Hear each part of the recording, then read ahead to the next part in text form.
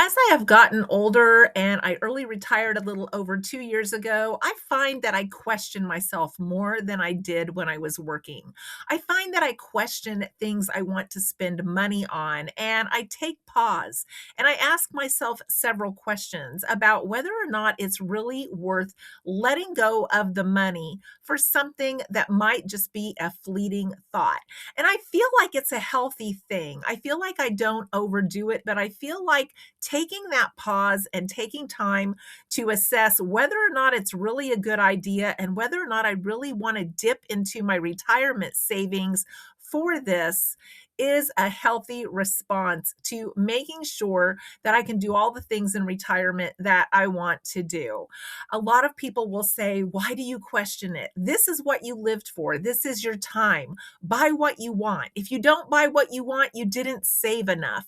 But I don't believe those things. I believe that I did save enough, but being responsible with my money and making good decisions about how I spend my money will make it last and also will let me do all the things that I want to do.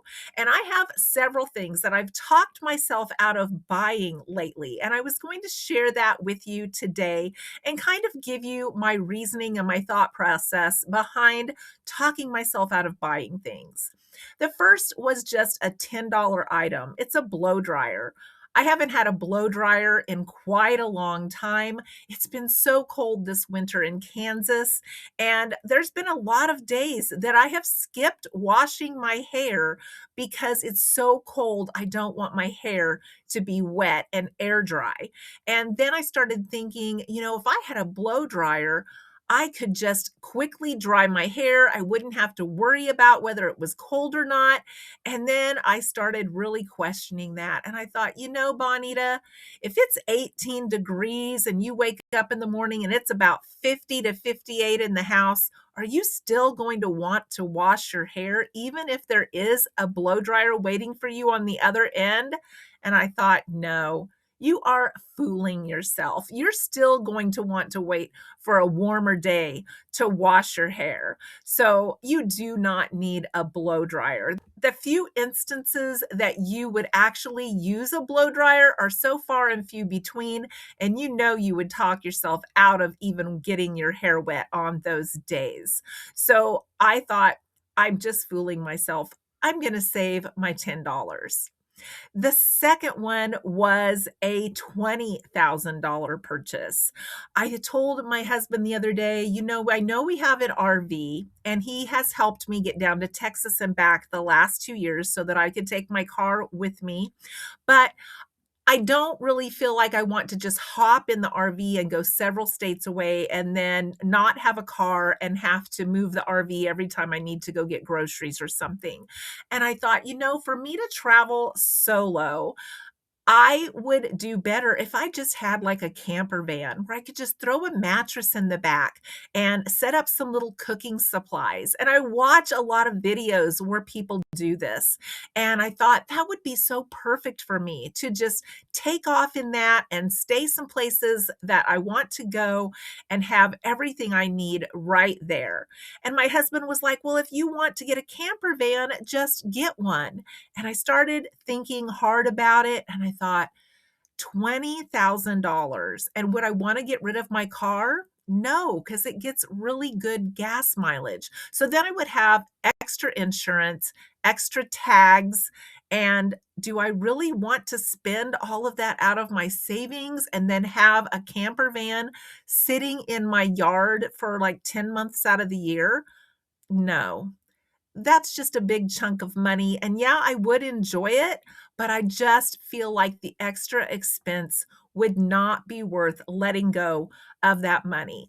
I can car camp, I've done it plenty of times, I don't mind car camping, and I'm just going to hold on to that $20,000.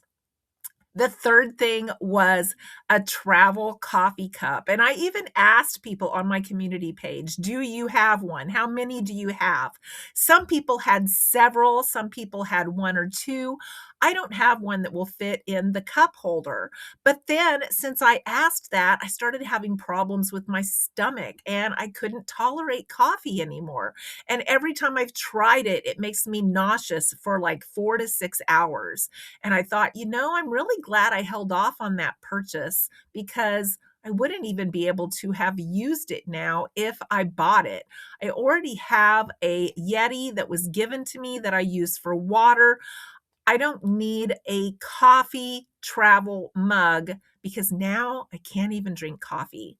So that probably saved me $20.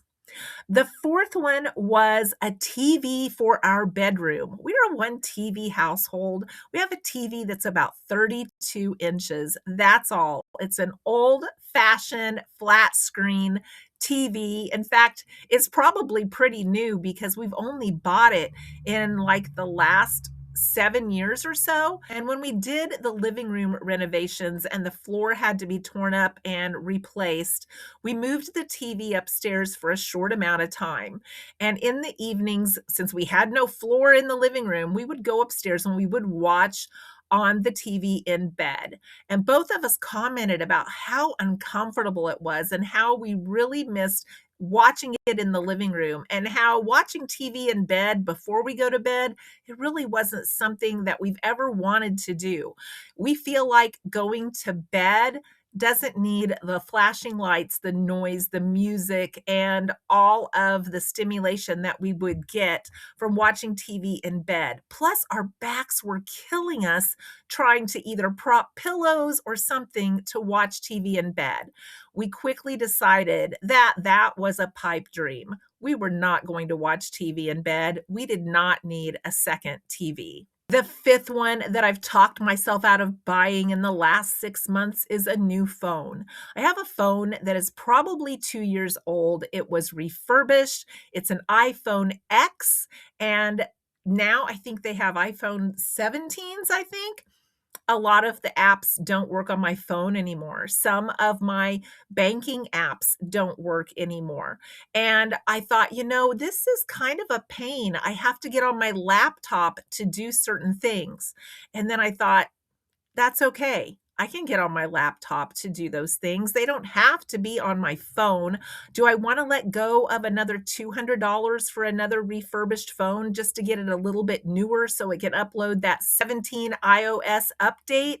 No, I don't want to let go of it. This one is still working fine, so I can't access some of the apps. I will just adapt and I'll just do them on my laptop. So, those are several of the things that I've talked myself out of buying lately. And, that added up to $20,530. And yes, there was a big purchase in there of the camper van. But that is just over like the last few months that I've talked myself out of buying. And I'm sure that there's a lot more items that I didn't even think of. But I think as being a responsible, financially secure adult, we have to question ourselves and we have to think about the purchases that we make. And do they make sense at a time in our life when maybe we are early retired or we can't afford to spend that extra money? Or in my case, it would dip into my savings and it wouldn't be easy to replace that savings. So let me know your thoughts. If you are early retired, do you talk yourself out of buying some things and realize that they're really not necessary? Or if you are still working, do you talk yourself out of buying things because you know that you're going to be extending your work life even longer to pay off some of these items? I have a paid off car. I really don't want to dip into my savings to have another paid off car. And I certainly don't want a car payment.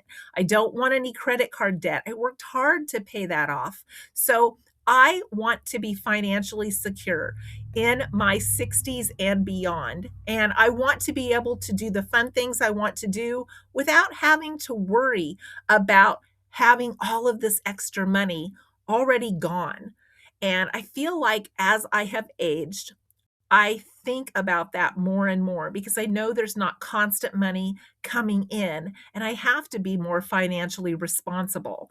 But it gives me a lot of benefits of being able to stay home and being able to travel in the off seasons and being able to do some of the things that I have always dreamed of doing. And I don't want to give that up for a better, newer TV or a new lawnmower or any of the things that I could possibly think of to spend my money on. And that temptation is always there, isn't it? I hope you've enjoyed this video, and if you have, please consider subscribing and following me for more frugal content and early retirement content. I really appreciate you being here today, and I hope you'll join me for another video.